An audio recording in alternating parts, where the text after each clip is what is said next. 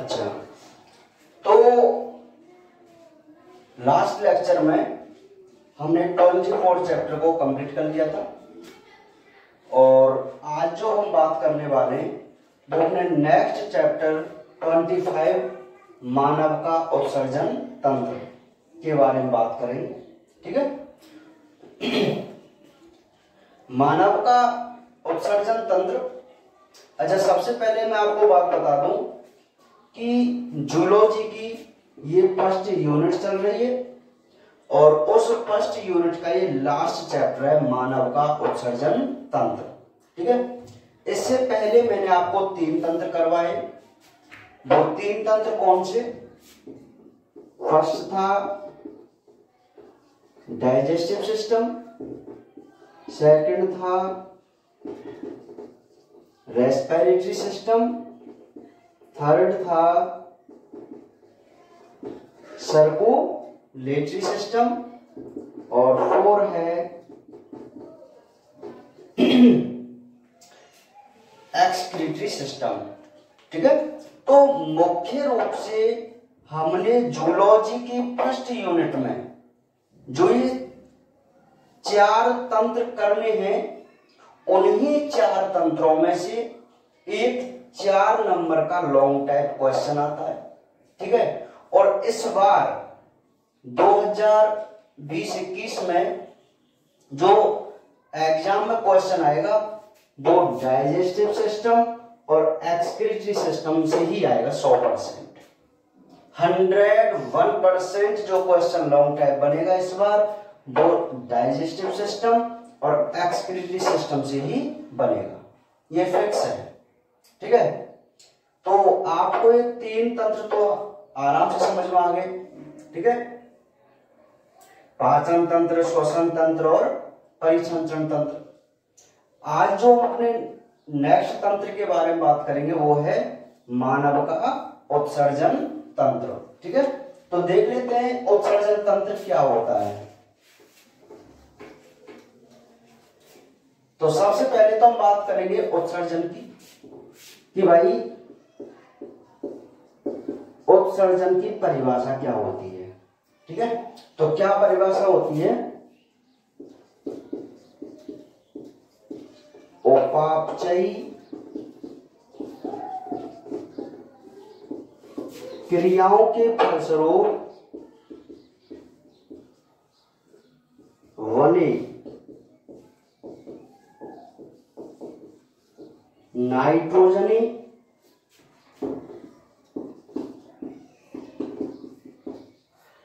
अपशिष्ट उत्पादों को शरीर से बाहर निकालने की क्रिया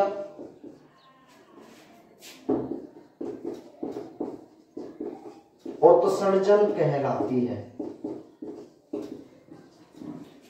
परिभाषा को जरा आप ध्यान समझो। हमारा जो 25 चैप्टर है वो है मानव का उत्सर्जन तंत्र। और उत्सर्जन तंत्र की बात जब हम करेंगे तो सबसे पहले हमें उत्सर्जन पता होना चाहिए कि आखिर एक्सक्रीशन क्या होता है। ठीक है। तो देखिए, बहुत ही सिंपल परिभाषा है कि भाई हमारी बॉडी में जब हम कोई भोजन लेते हैं तो मेटाबॉलिक रिएक्शन चलती है, उपापचयी क्रियाएं। ठीक है। जिसमें ऑक्सीडेशन रिडक्शन दोनों ही होते हैं। तो उपापचयी क्रियाओं के द्वारा हमारे शरीर में कुछ नाइट्रोजनी यौगिक बनते हैं।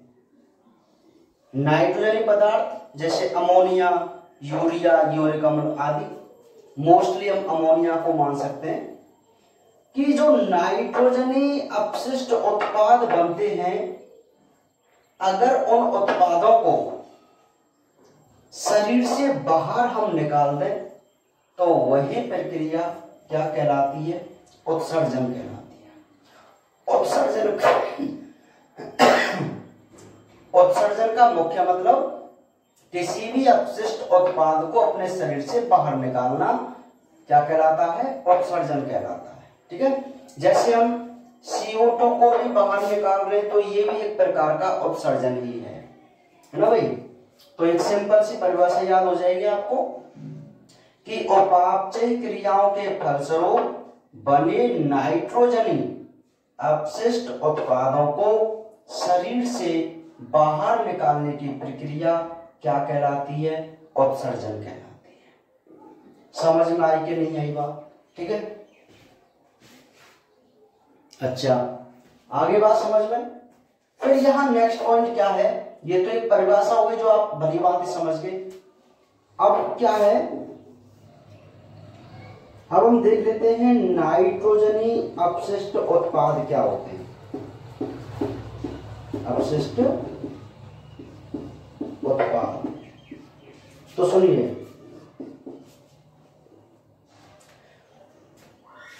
जितने भी प्राणी होते हैं उन प्राणियों में 3 प्रकार के नाइट्रोजनी अपशिष्ट पदार्थ बनते हैं, या मैं यूं कह सकता हूं कि प्राणी नाइट्रोजनी अपशिष्ट उत्पाद के आधार पर 3 प्रकार के होते हैं। ठीक है, क्या कह रहा हूं मैं कि जो प्राणी होते हैं, जो टोटल जंतु होते हैं जितने भी हैं प्राणी, इस आधार पर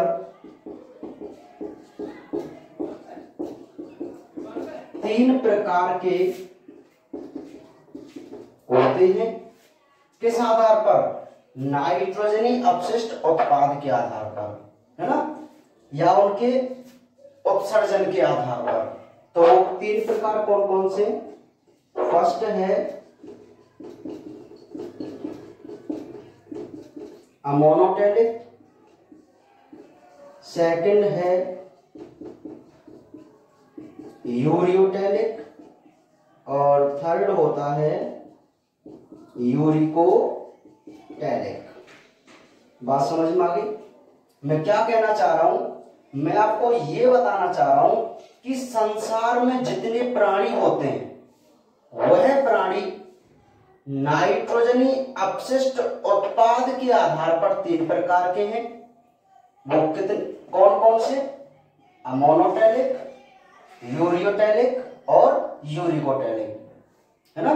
जितने भी जंतु हैं वो केवल उत्सर्जन यानी कि नाइट्रोजनी पदार्थ जिसका वो निष्कासन करते हैं, उस आधार पर इनको 3 भागों में डिवाइड किया गया है, अमोनोटैलिक, यूरियोटैलिक और यूरिकोटैलिक।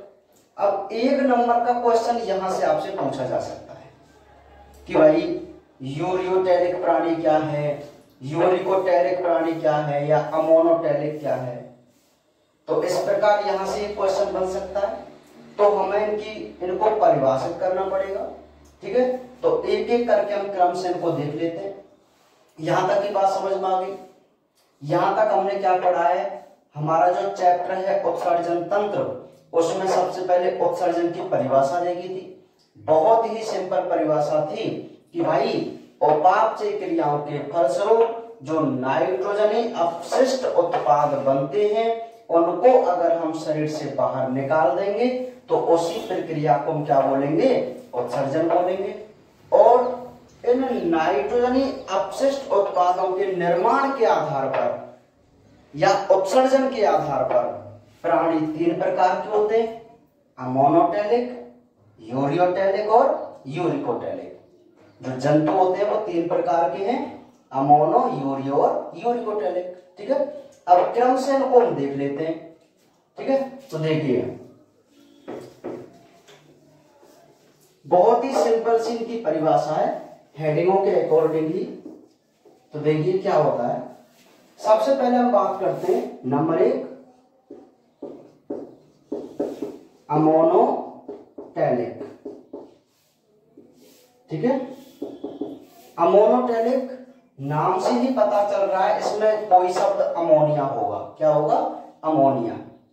तो मैं आपको एक बात बता दूं कि अमोनिया जो होती है वो प्रोटीन के अपघटन से बनती है। हमारी बॉडी में प्रोटीन का जब अपघटन होता है, डाइजेशन होता है, तो नाइट्रोजन, अमोनिया बनती है। क्या बनती है? अमोनिया। ठीक है, अमोनिया जो बनती है वह प्राणियों के लिए, जंतुओं के लिए हानिकारक होती है, जानलेवा होती है अमोनिया। ठीक है, तो इसको तो भाई बाहर निकालना बहुत आवश्यक होता है। तो देखिए, एक हम तो नॉर्मली परिभाषा देख लेते हैं। ऐसे प्राणी जिनका नाइट्रोजनी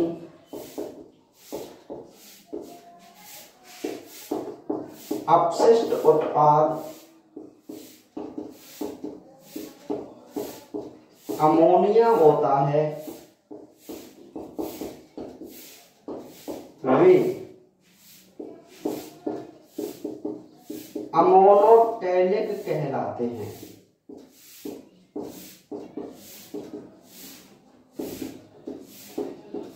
इसके उत्सर्जन के लिए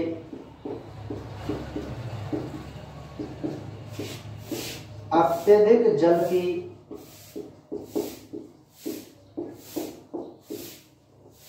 आवश्यकता होती है, इसलिए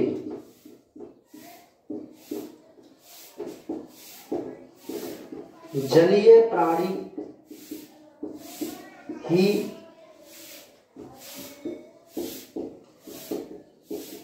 अमोनोटैलिक होते हैं। एग्जाम्पल की मैं बात करूं तो प्रोटोजोआ, पॉरीफेरा आदि संघ के जंतु।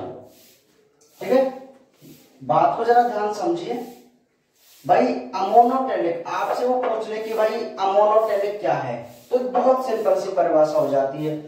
दो परिभाषा हम यहां बना सकते हैं। एक परिभाषा ऐसे बना सकते हैं कि वे प्राणी जो नाइट्रोजनी अपशिष्ट के रूप में अमोनिया का उत्सर्जन करते हैं। बहुत सिंपल परिभाषा, वे प्राणी जो नाइट्रोजनी अपशिष्ट उत्पाद के रूप में अमोनिया का उत्सर्जन करते हैं, उन्हें क्या कहते हैं?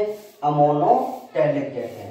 या हम एक प्रकार से ये भी बना सकते हैं कि ऐसे प्राणी जिनका नाइट्रोजनी अपशिष्ट उत्पाद क्या होता है? अमोनिया होता है, वो प्राणी क्या कहलाते हैं? अमोनोटैलिक कहलाते हैं। बहुत सिंपल सी बात हो गई कि भाई मान लीजिए कि प्रोटोजोआ संघ के सदस्य, जैसे हम एक बात कर लेते हैं प्लाज्मोडियम, अमीबा जो भी है ना, पैरामीशियम जो भी है, कि अमीबा की अगर हम बात करें तो अमीबा की बॉडी में जो नाइट्रोजनी अपशिष्ट उत्पाद बनेगा वो कौन सा बनेगा? अमोनिया बनेगा। क्या बनेगा? अमोनिया। तो वह अमीबा उस अमोनिया को क्या करेगा? एक्सक्रीट करेगा, उत्सर्जित करेगा। तो अमीबा नाइट्रोजनी अपशिष्ट उत्पाद के आधार पर कैसा जंतु हो गया? अमोनोटैलिक हो गया। कैसा हो गया? अमोनोटैलिक। अमोनिया का उत्सर्जन के लिए बहुत ही ज्यादा जल की आवश्यकता होती है। ठीक है, सपोज कीजिए कि अगर हम अमोनोटैलिक होते तो हम बार बार मूत्र विसर्जित करते और लगभग 50 से 100 लीटर पानी हमें पीना पड़ता या पानी में ही डुबकी लगाकर रहना पड़ता। समझ में आ रही बात? क्योंकि अमोनिया का उत्सर्जन विदाउट जल के द्वारा ही होता है, हमेशा जल के बिना नहीं हो सकता। मतलब बहुत ही ज्यादा जल की आवश्यकता होती है। ठीक है, बात समझ में आ गई कि नहीं आई? अमोनोटैलिक क्या होते हैं? क्लियर है? अच्छा, आगे बढ़े। नेक्स्ट अगर हम बात करें तो सेकंड है यूरियोटैलिक। तो वैसे आपको बात पता चली गई होगी कि भाई जो यूरिया का उत्सर्जन करे वो यूरियोटैलिक। तो एक सिंपल सी परिभाषा लिख देंगे, वे प्राणी जो यूरिया का उत्सर्जन करते हैं, वे प्राणी जो यूरिया का उत्सर्जन करते हैं यूरियोटैलिक कहलाते हैं। जैसे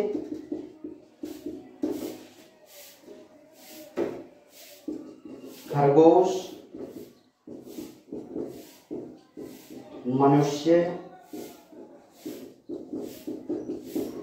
उपास्थि मछली। ठीक है। और थर्ड अगर हम बात करें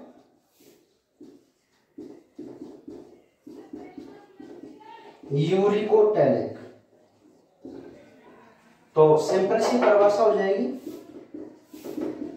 वे प्राणी जो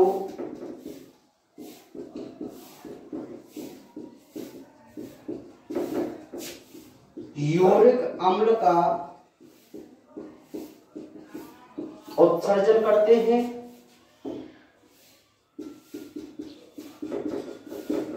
यूरिकोटैलिक कहलाते हैं।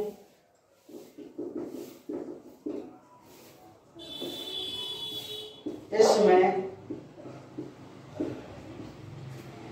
जल की आवश्यकता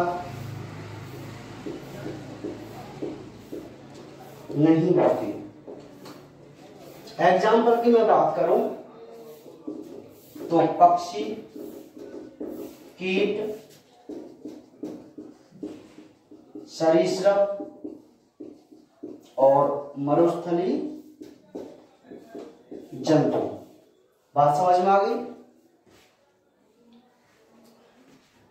ठीक है, चलो एक बार इन तीनों को एक साथ हम पढ़ लेते हैं।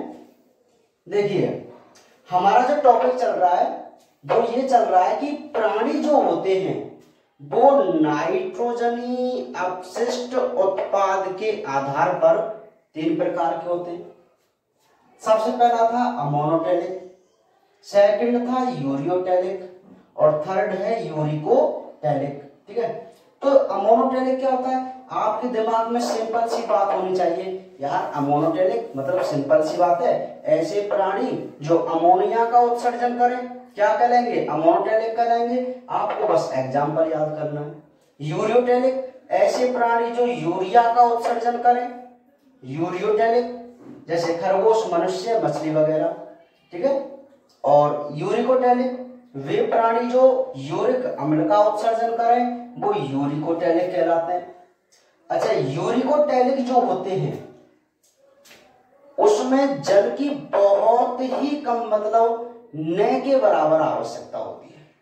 ठीक है, तो इसीलिए देखो प्रकृति ने हमको अद्भुत प्रकार से बनाया सभी जंतुओं को। ठीक है, जैसे भाई पक्षी, सरीसृप, मरुस्थली जंतु होते हैं तो मरुस्थल में पानी की बहुत कमी होती है। तो होता क्या है कि उनका जो मूत्र होता है, क्योंकि जो नाइट्रोजनी अपशिष्ट उत्पाद निकलते हैं वो मूत्र के माध्यम से निकलते हैं, उसमें से जल का और ज्यादा एब्जॉर्ब हो जाता है जिससे यूरिया यूरिक अम्ल में चेंज हो जाता है। देखो सबसे ज्यादा जल की आवश्यकता पड़ती है अमोनिया, उससे थोड़ी कम पड़ती है यूरिया, और बिल्कुल भी नहीं होती वो कौन? यूरिक अम्ल, है ना। तो मरुस्थली जंतुओं को तो पानी को लॉस करना बहुत अच्छा होता है ना, पानी को लॉस नहीं करना मतलब बेनिफिट की बात होती है ना, तो इसीलिए इनका जो अपशिष्ट उत्पाद है वो यूरिक अम्ल होता है। ठीक है, बहुत ही कम जल की आवश्यकता पड़ती है इनको। अगर हम यूरिकोटैलिक होते तो हम मुश्किल से 1 गिलास पानी पिया करते पूरे दिन में। ठीक है, हाँ, हमको पानी की आवश्यकता कम रहती तब। समझ में आ गई नहीं यही बात? तो 3 बात या 3 परिभाषा आपको क्लियर है, आराम से लिख सकते हैं। 1 नंबर का कोई क्वेश्चन आ जाए, बहुत ही सिंपल है। वे प्राणी जो अमोनिया का उत्सर्जन करते हैं अमोनोटैलिक, वे प्राणी जो यूरिया का उत्सर्जन करते हैं यूरियोटैलिक, और वे प्राणी जो यूरिक अम्ल का उत्सर्जन करते हैं वो यूरिकोटैलिक। तो यहां तक बात क्लियर है कि नहीं? ठीक है, कर लेंगे। चलिए तो रफ करें।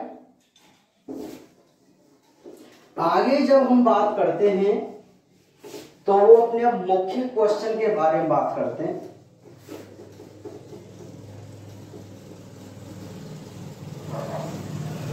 यहां से तो 1 नंबर का क्वेश्चन आने के चांस हैं। और अब जब हम अपने लॉन्ग टाइप क्वेश्चन की तरफ चलते हैं तो सबसे पहले हम पढ़ेंगे मानव उत्सर्जन तंत्र की संरचना। बात समझ में आ गई? मानव उत्सर्जन तंत्र की संरचना, ठीक है।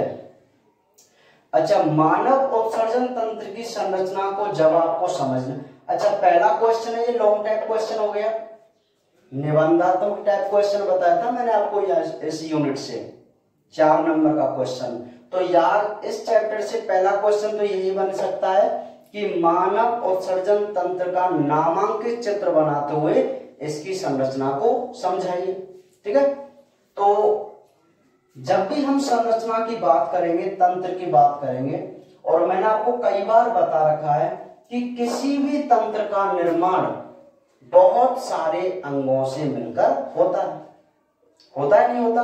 तो ये चूंकि ये उत्सर्जन तंत्र है तो इस तंत्र में भी कुछ ऑर्गन भाग ले रहे होंगे, ठीक है। तो सबसे पहले हमको वही देखना है।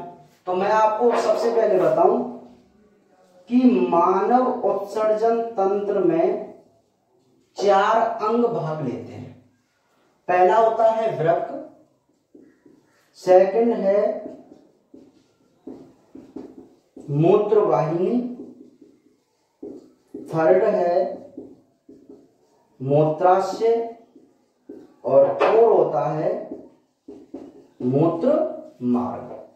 अब अपने क्वेश्चन को यहीं से हल करना सीखो अभी कि भाई सबसे पहले तो भाई हमें यही पता होना चाहिए कि इस तंत्र में कौन कौन से अंग भाग ले रहे हैं, ठीक है।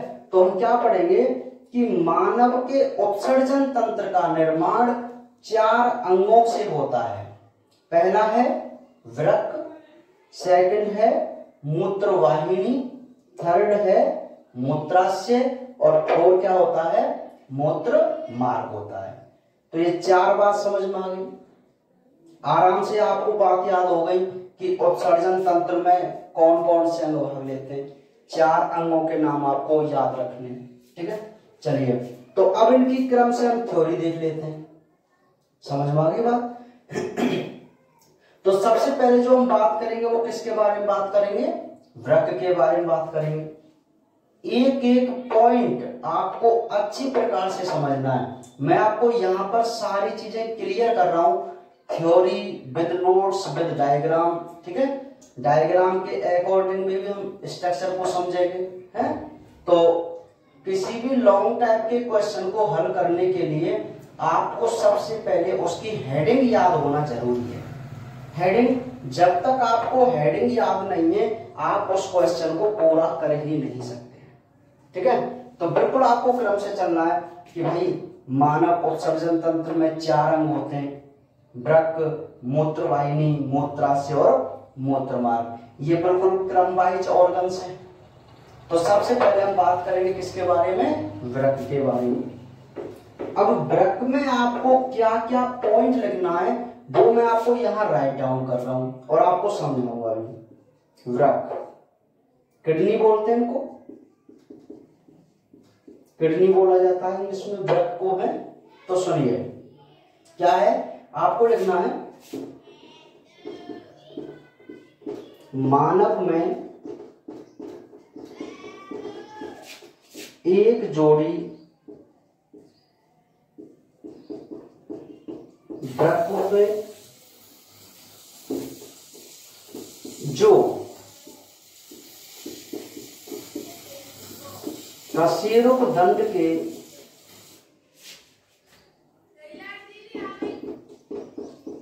दोनों ओर स्थित होते हैं।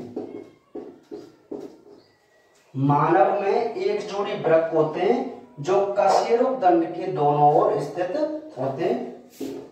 नेक्स्ट, दायां वृक्क बाएं वृक्क से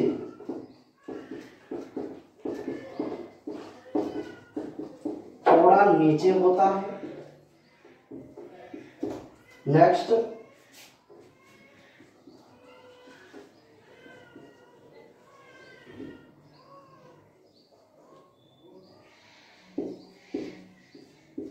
मानव वृक्क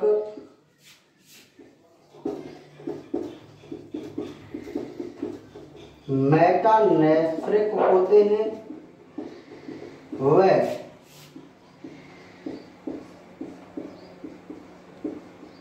इनकी उत्पत्ति मीसोडर्म से होती है।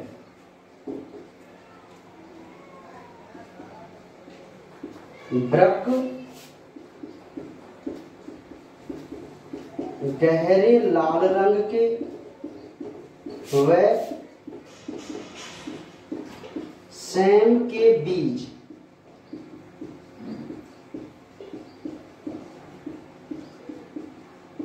की आकृति के होते हैं। नेक्स्ट,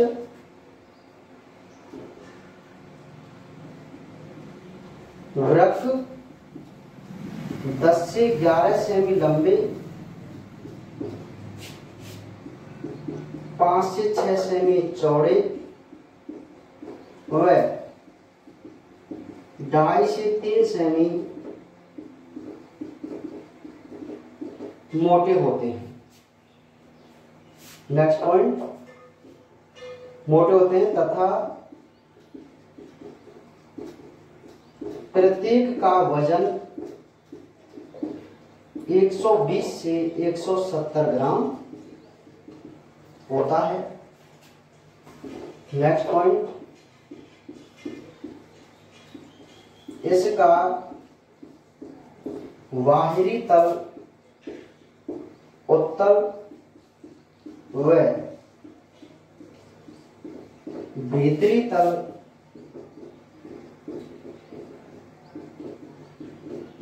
अवतल होता है। नेक्स्ट पॉइंट, अवतल सतह पर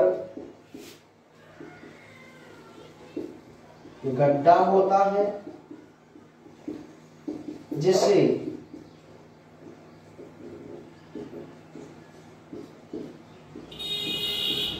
हाइलम कहते हैं, जिसमें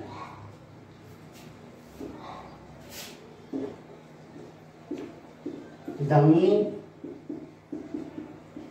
तंत्रिका शिरा प्रवेश करती हैं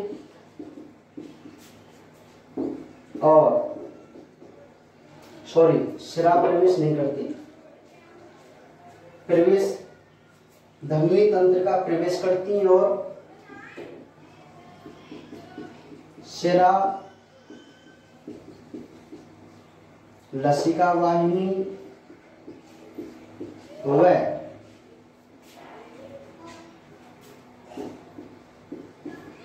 मूत्र वाहिनी बाहर निकलती है। ठीक है, तो ये जो आपको पॉइंट दिखाई दे रहे हैं वो आपको वृक्क में नोट कर लें। अभी मैं आपको एक उत्सर्जन तंत्र के डायग्राम के आधार पर इनको समझाऊंगा। ठीक है, हाँ तो भाई जैसा कि बोर्ड पर आपको एक डायग्राम दिखाई दे रहा है, देखो आप टेंशन मत लेना, जब भी हमारी क्लास चलेंगी तो मैं आपको ये सारे डायग्राम बनाना सिखाऊंगा। ठीक है, हाँ, कि आपको इसका बिल्कुल ऐसा चित्र किस प्रकार बनाना है। आप 2 मिनट में बना देंगे इस डायग्राम को। ठीक है, हाँ, मैं आपको सिखा दूंगा कैसे बनाने, आपको समझ में आ गई बात। चलिए, अब आपको जो ये डायग्राम दिखाई दे रहा है वह एक मानव के उत्सर्जन तंत्र का है। ठीक है, तो सबसे पहले इस डायग्राम के अकॉर्डिंग हम अपने पूरे उत्सर्जन तंत्र को समझने की कोशिश करेंगे। ठीक है, देखो बिल्कुल ध्यानपूर्वक जुटिए आप इससे। देखो मैं आपसे क्या कह रहा हूं कि जब भी कोई क्वेश्चन आए कि भाई मानव उत्सर्जन तंत्र की संरचना को समझाइए, आ गया क्वेश्चन, आप क्या लिखेंगे कि मानव उत्सर्जन में 4 अंग भाग लेते हैं। पहला वृक्क, सेकंड मूत्रवाहिनी, थर्ड मूत्राशय और फोर्थ मूत्रमार्ग। ठीक है, तो हम बिल्कुल एक एक करके इनकी थ्योरी और डायग्राम के अकॉर्डिंग इनको समझने की कोशिश करते हैं। चलिए सुनिए, अब सबसे पहले हम बात कर रहे हैं वृक्क की। तो वृक्क में फर्स्ट पॉइंट आपको क्या लिखना है कि भाई मानव में एक जोड़ी वृक्क होते हैं जो कशेरुक दंड के दोनों ओर स्थित होते हैं।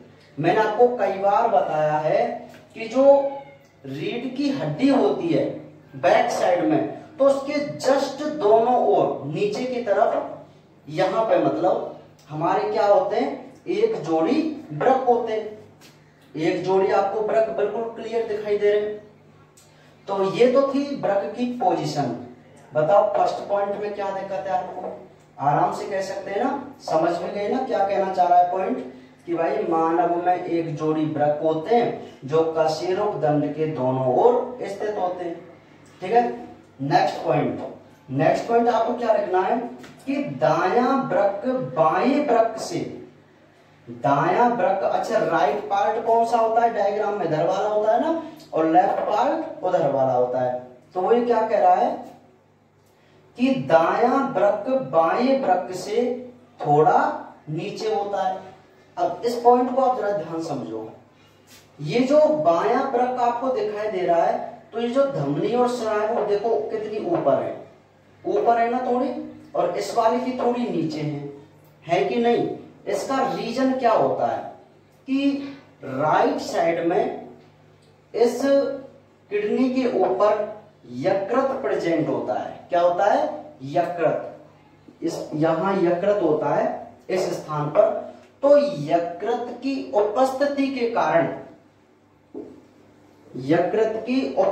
के कारण जो हमारा दायां वृक्क होता है वह बाएं वृक्क की तुलना में थोड़ा सा कैसे होता है? नीचे होता है।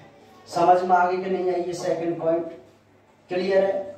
थर्ड पॉइंट मैं आपको बताऊं कि मानव वृक्क जो होते हैं वो मेटानेफ्रिक होते हैं। मैंने आपको 11th क्लास में भी ये बात बताई थी, एक बार फिर आप समझ लीजिए कि प्राणियों के जो उत्सर्जी अंग होते हैं, हर प्राणियों के लगभग उत्सर्जी अंग अलग अलग होते हैं ना। मैंने बताया था ना, किसी की मैलपी की नलकाई होती है, किसी के त्वचा होती है, नहीं बताई थी? हर प्राणी के हमने अलग जो समूह होते थे उनके उत्सर्जी अंग देखे थे ना, केवर के अंग वगैरह ऐसे देखे थे ना। हाँ, तो प्राणियों के जो उत्सर्जी अंग होते हैं वो भ्रूणीय अवस्था में 3 प्रकार के बनते हैं। पहला होता है प्रोनेफ्रिक, सेकंड मीसोनेफ्रिक और थर्ड मेटानेफ्रिक। ठीक है, तो कुछ प्राणियों में प्रथम उत्सर्जी अंग जिनको हम प्रोनेफ्रिक कहते हैं, कुछ में मध्य उत्सर्जी अंग जिनको मीसोनेफ्रिक कहते हैं, और अधिकतर जो स्तनधारी होते हैं, उच्च वर्गीय जंतु होते हैं, उन सभी के जो वृक्क होते हैं वो फाइनल ऑर्गन होते हैं। यानी मैं कहूं कि अंतिम उत्सर्जी अंग जो बनते हैं भ्रूण में वो कौन से वृक्क कहलाते हैं? मेटानेफ्रिक कहलाते हैं। क्या कहलाते हैं? मेटानेफ्रिक। सिंपल सी बात है, आप मेटानेफ्रिक कुछ इस प्रकार याद रखो कि भ्रूणीय अवस्था में सबसे लास्ट में बनने वाले उत्सर्जी अंग क्या कहलाते हैं? मेटानेफ्रिक कहलाते हैं। ठीक है, तो हमारे जो वृक्क है वो कैसे हैं? मेटानेफ्रिक हैं। इनको हिंदी में पश्चवृक्क कहते हैं, अर्थात ये फाइनल एक्सक्रीटरी ऑर्गन्स होते हैं। जो अंत में बनते हैं, मतलब शरीर के अंत में नहीं, उत्सर्जी अंग किसी प्राणी में जैसे पहले उत्सर्जी अंग बन गए जिनको हम प्रोनेफ्रॉन बोलेंगे, कुछ में मध्यम बने तो उनको मेसोनेफ्रॉन बोलेंगे, और जिनके लास्ट वाले ऑर्गन्स बनते हैं उत्सर्जी अंग जिनको मेटानेफ्रिक कहते हैं। तो जो किडनी जो होती है, वृक्क जो होती है, वो सबसे अंतिम ऑर्गन्स होता है एक्सक्रीटरी ऑर्गन सिस्टम का, तो इनको मेटानेफ्रिक वृक्क बोलते हैं।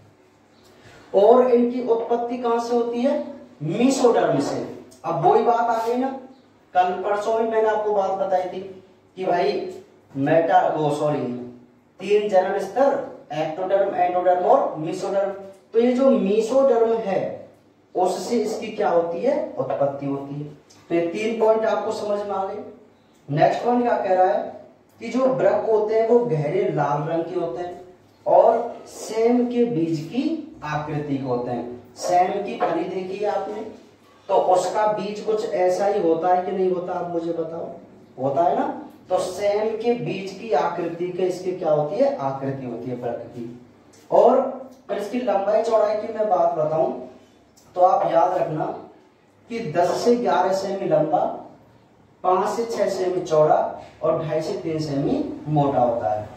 इसकी जो लेंथ होती है 10 से 11 सेमी लंबी होती है। इसकी जो चौड़ाई होती है वो 5 से 6 सेमी, और इसकी जो मोटाई होती है वो 2.5 से 3 सेमी होती है। आप इसको कुछ इस प्रकार याद रख सकते हैं। एक लंबाई को आप याद रख लो, लंबाई 10 सेमी, तो उसका हाफ करते आप जाइए। जैसे लंबाई 10 है तो चौड़ाई इसकी आधी होगी, मतलब 5 सेमी, और मोटाई इसकी भी आधी होगी। कौन की? 5 की, तो 2.5 सेमी। तो 10 सेमी लंबाई, 5 सेमी चौड़ाई और 2.5 सेमी मोटाई। आप इसको इस प्रकार याद कर सकते हैं आराम से, ठीक है? हाफ करके, आधा करके, ठीक है भाई? तो लंबाई चौड़ाई आपको याद हो जाएगी इसकी कि वृक्क 10 से 11 सेमी लंबे, 5 से 6 सेमी चौड़े और 2.5 से 3 सेमी क्या होते हैं? मोटे होते हैं। और प्रत्येक का जो वजन होता है, प्रत्येक का जो वजन होता है वो कितना होता है? 120 से 170 ग्राम होता है। कितना होता है? 120 से 170 ग्राम।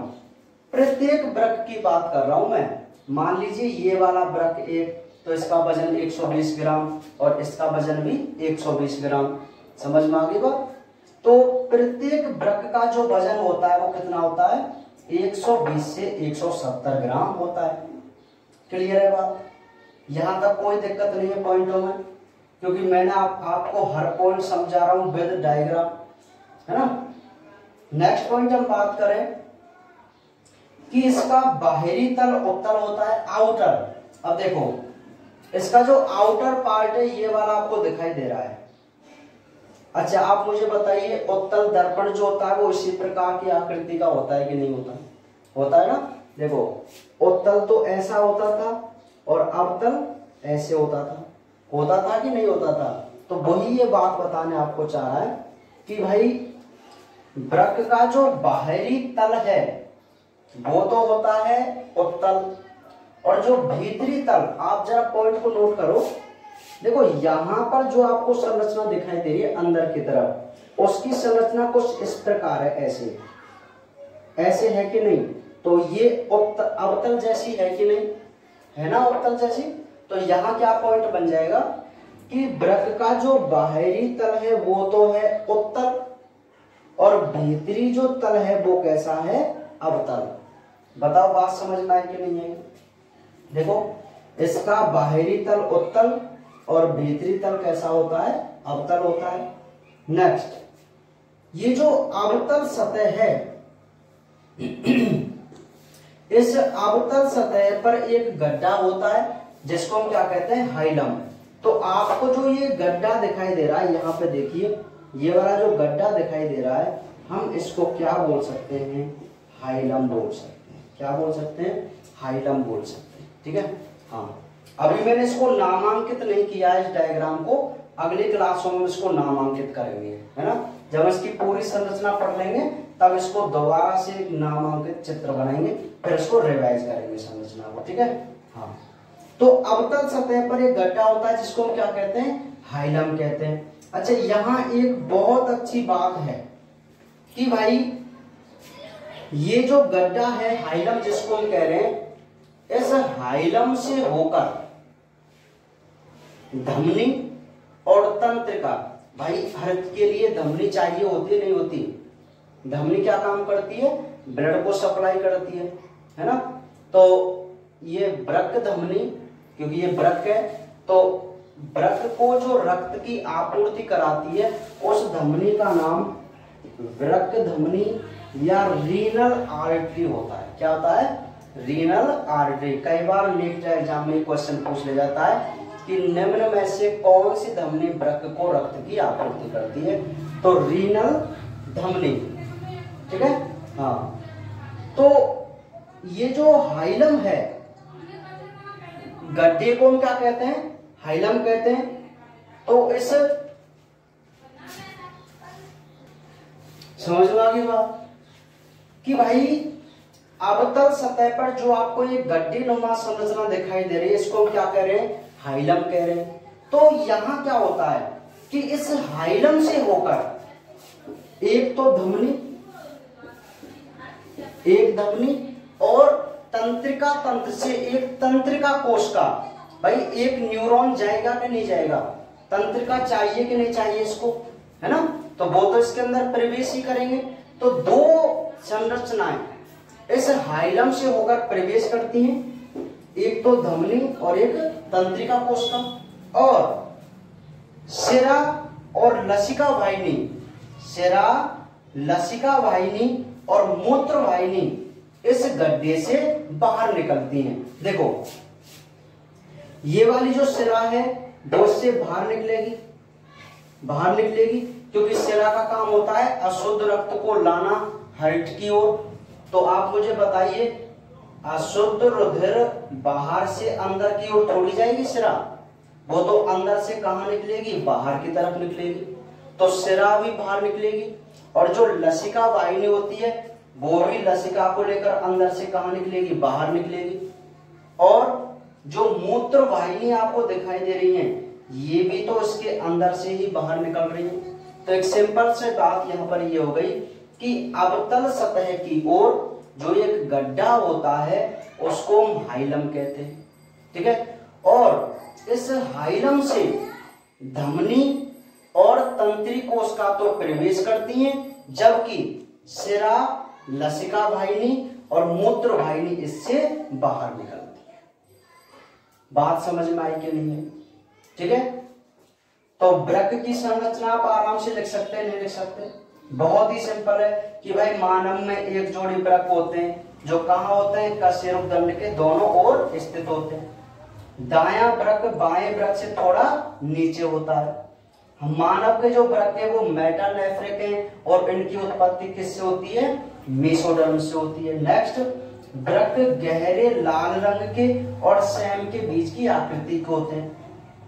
ये इनकी लंबाई 10 से 11 सेमी, 5 से 6 सेमी चौड़े और 2.5 से 3 सेमी मोटे होते हैं। और प्रत्येक का वजन कितना होता है, 120 से 170 ग्राम होता है। इसका बाहरी तल उत्तल और भीतरी तल क्या कहलाता है, अवतल। और अवतल सतह पर क्या होता है, एक गड्ढा होता है जिसको क्या कहते हैं, हाइलम कहते हैं। इस हाइलम से धमनी और तंत्रिका तो प्रवेश करती हैं और शिरा, लसिका वाहिनी और मूत्र वाहिनी बाहर निकलती है, ठीक है। और इन्हीं वृक्कों के ऊपर एक ग्रंथि होती है जिसको हम क्या कहते हैं, अधिवृक्क ग्रंथि कहते हैं। तो ये जो हमारी संरचना है वो किसकी है भाई, वृक्क की संरचना है। तो आप समझ गए होंगे इस वृक्क की संरचना को, ठीक है। आगे बढ़े तो सेकंड, वृक्क की बात तो हमने कर ली। सेकंड जो हम बात करेंगे वह है मूत्र वाहिनी। भाई फर्स्ट तो हमारे वृक्क हो गए, सेकंड जो है वह होती है मूत्र वाहिनी। और इस मूत्र वाहिनी को हम यूरेटर बोलते हैं। क्या बोलते हैं, यूरेटर। तो मूत्र वाहिनी की मैं आपको बात बताऊं कि मनुष्य में एक जोड़ी मूत्र वाहिनी होती है, ठीक है, तो यहां हम लिखना प्रारंभ करेंगे कि हाइलम भाग से एक सक्रिय नलिका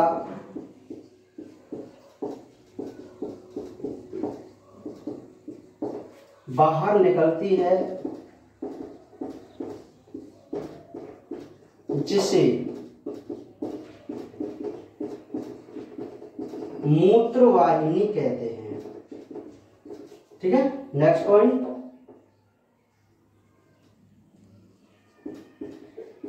मूत्रवाहिनी का प्रारंभिक भाग चौड़ा व कीपनुमा होता है जिसे पेल्विस कहते हैं, जिसे पेल्विस कहते हैं। एक लास्ट पॉइंट, मूत्रवाहिनी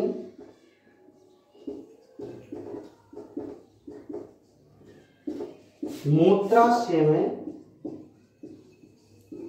खुलती है।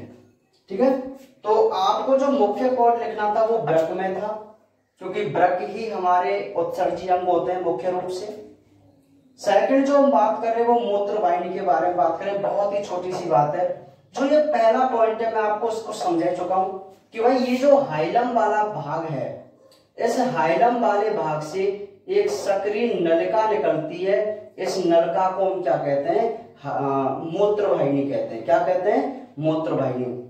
ये संख्या में एक जोड़ी होती है और इन मूत्रवाहिनी का जो प्रारंभिक भाग होता है, अच्छा आपको जब मैं इसकी अनुप्रस्थ काट बताऊंगा ब्रक की, तब आपको इस पॉइंट को मैं बहुत अच्छे तरीके से क्लियर करूंगा। अभी आप इतना समझो, देखो ये आपकी एक ब्रक है, तो ये जो मूत्रवाहिनी होती है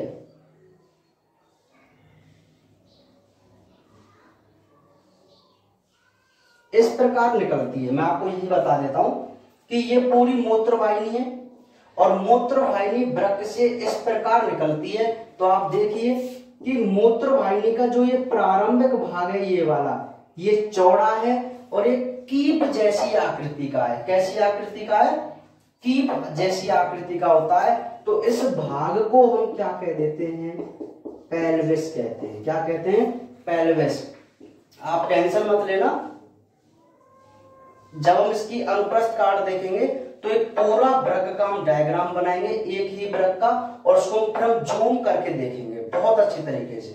ठीक है, हाँ, ये जो आपको संरचना दिखाई दे रही है ना, इसको हम पूरे को डिटेल में एक डायग्राम बनाएंगे बड़ा, जिसमें आपको हर चीज क्लियर दिखाई देगी।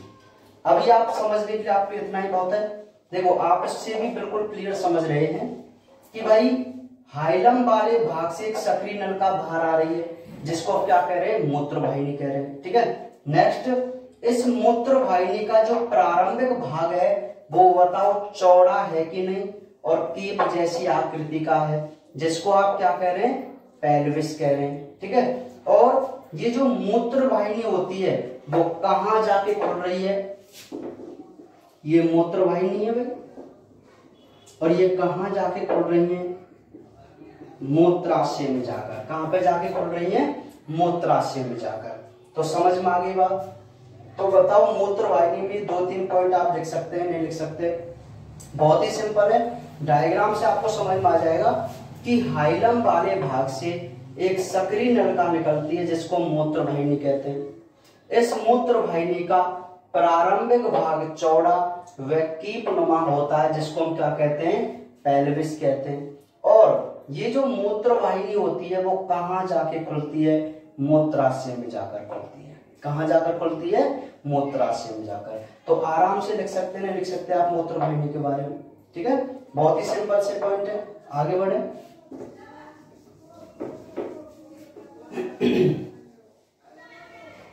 थर्ड जो है वह है मूत्राशय। क्या है? मूत्राशय। ठीक है, तीसरी जो संरचना को क्या भैया, मूत्राशय। तो देखो हम बिल्कुल डायग्राम के अकॉर्डिंग चल रहे हैं। फर्स्ट पार्ट था हमारे वृक्क, सेकंड था हमारी मूत्रवाहिनी, और थर्ड कौन सा हो गया हमारा, मूत्राशय हो गया। तो अब इसके बारे में हम बात करेंगे। तो क्या है कि यह एक थैलीनुमा संरचना है जिसमें मूत्र का स्थायी संग्रह होता है, जिसमें मूत्र का स्थायी संग्रह होता है। नेक्स्ट, इसकी भित्ति के 3 स्तर सिरोसा, मस्कुलरिस व म्यूकोसा होते हैं। ठीक है। नेक्स्ट पॉइंट, मूत्राशय शंकु रूपी होता है जिसका ऊपरी भाग चौड़ा व निचला भाग सकरा होता है।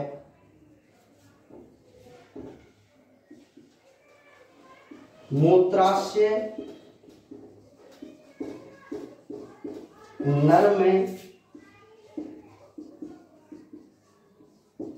मलाशय के आगे तथा मादा में योनि के ठीक ऊपर होता है। और लास्ट पॉइंट, इसमें 700 से 800 ml मूत्र का संग्रह किया जा सकता है। ठीक है। तो ये जो आपको पॉइंट दिखाई दे रहे हैं वो हमारे मूत्राशय के, देखो बहुत ही सिंपल है। थोड़ा बहुत आपको पढ़ना तो पड़ेगा ही, ऐसी बात नहीं है, पर आप समझने के लिए क्या है भाई, देखो आपको जो ये मूत्राशय दिखाई दे रहा है वो बताओ थैलीनुमा संरचना है कि नहीं है ना, थैलीनुमा संरचना। और इस संरचना का क्या काम है कि इसमें मूत्र का स्थायी रूप से क्या होता है, संग्रह होता है। ठीक है। हाँ, मूत्राशय थैलीनुमा भाग है जिसमें मूत्र का स्थायी संग्रह होता है। नेक्स्ट, इसकी भित्ति के 3 स्तर हैं। मैंने आपको और ऑर्गन्स में 4 बताए थे, इसमें 3 स्तर हैं, आप भली बात ही जानते हैं इनको। नेक्स्ट, ये शंकु रूपी होता है, आपको दिखाई दे रहा है। ऊपर का भाग चौड़ा है और निचला भाग कैसा है, सकरा है। तो ये कैसा है, शंकु रूपी है। और इसकी मैं पोजीशन की बात करूं तो नर में तो ये मलाशय के आगे रहता है और मादा में योनि के ठीक ऊपर होता है। ये इसकी पोजीशन है ह्यूमन बॉडी के अंदर। और इसमें 700 से 800 ml मूत्र का क्या किया जा सकता है, संग्रह किया जा सकता है। मैंने आपको कई बार बताया भी है ना कि जब इस मूत्राशय में 250 ml मूत्र स्टोर हो जाता है, 250 ml, तब ही हमें मूत्र विसर्जन की इच्छा होने लग जाती है। लेकिन आपके मूत्राशय की, आपकी क्या, हम सभी के मूत्राशय की जो कैपेसिटी है वो कितनी है, 700 से 800 ml। तो 250 ml मूत्र जब मूत्राशय में जमा होता है तब से ही हमें विसर्जित करने की इच्छा होने लग जाती है। लेकिन मजबूरी में, जैसे सर्दियों में, ठीक है, हाँ, मजबूरी में जो हमारा मूत्राशय होता है वो कितने ml मूत्र का स्टोर कर सकता है, 700 से 800 ml मूत्र का। समझ में आ गई बात। हाँ, तो ये हमारी किसके बारे में बात है भाई, मूत्राशय के बारे में। एक बार डायग्राम के हिसाब से देखें कि भाई मूत्राशय थैलीनुमा भाग है जिसमें मूत्र का स्थायी संग्रह होता है। ये शंकु रूपी है, ऊपर का भाग चौड़ा, निचला भाग सकरा होता है। ये नर में मलाशय के आगे और मादा में योनि के ठीक ऊपर होता है और इसमें 700 से 800 ml मूत्र का क्या हो सकता है, संग्रह हो सकता है। ठीक है, सिंपल सी बात है। लास्ट हम बात करें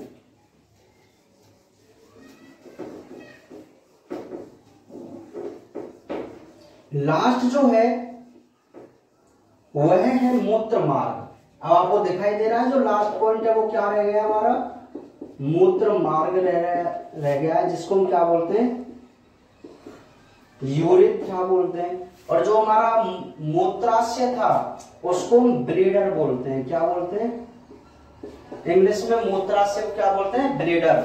और मूत्र मार्ग जो आपको लास्ट में दिखाई दे रहा है क्या बोलते हैं इसको, यूरेथ्रा। तो एक बहुत सिंपल सी बात है कि मूत्राशय की ग्रीवा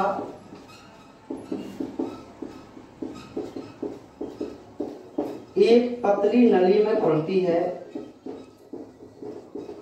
जब मैं ये कहूं कि मूत्राशय की ग्रीवा से एक पतली नली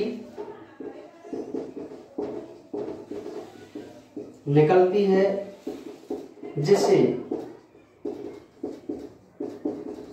मूत्र मार्ग कहते हैं। ठीक है, ज्यादा कोई खास पॉइंट आपको इसमें नहीं लिखने, मूत्र मार्ग कहते हैं। नेक्स्ट पॉइंट, पुरुष में 15 सेमी लंबा व मादा में 4 सेमी लंबा होता है। मूत्र मार्ग की अगर मैं बात करूं तो जो मूत्राशय की ग्रीवा होती है, या आपको मूत्राशय दिखाई दे रहा है, तो इसकी ग्रीवा से एक पतली नली निकल रही है जिसको क्या कहते हैं, मूत्र मार्ग कहते हैं। और मूत्र मार्ग पुरुषों में तो 15 सेंटीमीटर लंबा होता है जबकि मादाओं में 4 सेंटीमीटर लंबा होता है। ठीक है, और मूत्र मार्ग पर एक अवरोधनी पेशी होती है। मतलब यहां पर भी एक बॉल्व होता है जो मूत्र विसर्जन को कंट्रोल करता है। मतलब मूत्र को बाहर नहीं निकलने देता है वॉल्व, और आवश्यकता पड़ने पर ही ये वॉल्व खुलता है, मूत्र विसर्जित होता है। तो मूत्र मार्ग पर एक क्या पाई जाती है, अवरोधनी यानी कि स्फिंक्टर यानी कि वॉल्व पाया जाता है। तो मूत्र मार्ग के 3 पॉइंट क्लियर हो गए कि मूत्राशय की ग्रीवा से एक पतली नली निकलती है जिसको हम क्या कहते हैं, मूत्र मार्ग कहते हैं। और पुरुषों में इसकी लंबाई 15 सेंटीमीटर और मादा में इसकी लंबाई 4 सेंटीमीटर होती है। और मूत्र मार्ग पर एक क्या होती है, अवरोधनी पेशी होती है। ठीक है, और 1-2 पॉइंट अगर हम उस पर करना चाहें, हालांकि वो आप नहीं करें तो भी कोई दिक्कत नहीं है। वो ये कह रहा है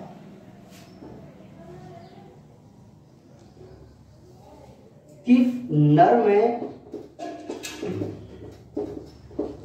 मूत्र मार्ग के 3 भाग होते हैं। पहला भाग प्रोस्टेट, सेकंड है झिल्लीनुमा और थर्ड है शिश्नी भाग। मतलब नर का जो मूत्र मार्ग होता है वो 15 सेंटीमीटर लंबा होता है। मैं इस टॉपिक को जब हम मानव जनन तंत्र पढ़ेंगे तब आपको इसको समझाऊंगा कि मूत्र मार्ग कितने भाग हैं और वो कैसे हैं। ठीक है, क्योंकि अभी इसको समझाने के लिए मुझे पूरे नर जनन तंत्र का चित्र बनाना पड़ेगा, तो और तब भी बनाना पड़ेगा। समझ में आ रही बात? तो बेहतर यही होगा कि तब ही हम उसका डायग्राम बनाएं और उसकी पूरी डिटेल को समझें। ठीक है, तो अभी आप इस बात पे बिल्कुल भी ध्यान नहीं है। तो मूत्र मार्ग में आप 2-3 पॉइंट यहाँ पे ऐड कर सकते हैं कि भाई मूत्राशय की ग्रीवा से एक पतली नली निकलती है जिसको मूत्र मार्ग कहते हैं। मूत्र मार्ग पर एक अवरोधनी पेशी होती है और उसमें ये 15 सेंटीमीटर लंबा और मादा में 4 सेंटीमीटर लंबा होता है। ठीक है, तो ये जो मैंने आपको अभी कराया है वह हमारा फर्स्ट क्वेश्चन है। वो क्या है? मानव उत्सर्जन तंत्र की संरचना। तो बात समझ में आई कि नहीं आई? मानव उत्सर्जन तंत्र की संरचना में 4 ऑर्गन देखे, वृक्क, मूत्रवाहिनी, मूत्राशय और मूत्रमार्ग। तो ये जो हमने डायग्राम देख ही रखा है, ठीक है, इसको हम बनाना आपको बता देंगे विद नामांकित करके। समझ में आई कि नहीं आई बात? तो आज के लेक्चर में हम केवल इतना ही पढ़ेंगे और नेक्स्ट लेक्चर में अगली क्लास में हम इसकी हिस्टोलॉजी देखेंगे और नेफ्रॉन के बारे में पढ़ेंगे। ठीक है, तो आज के लिए केवल इतना ही।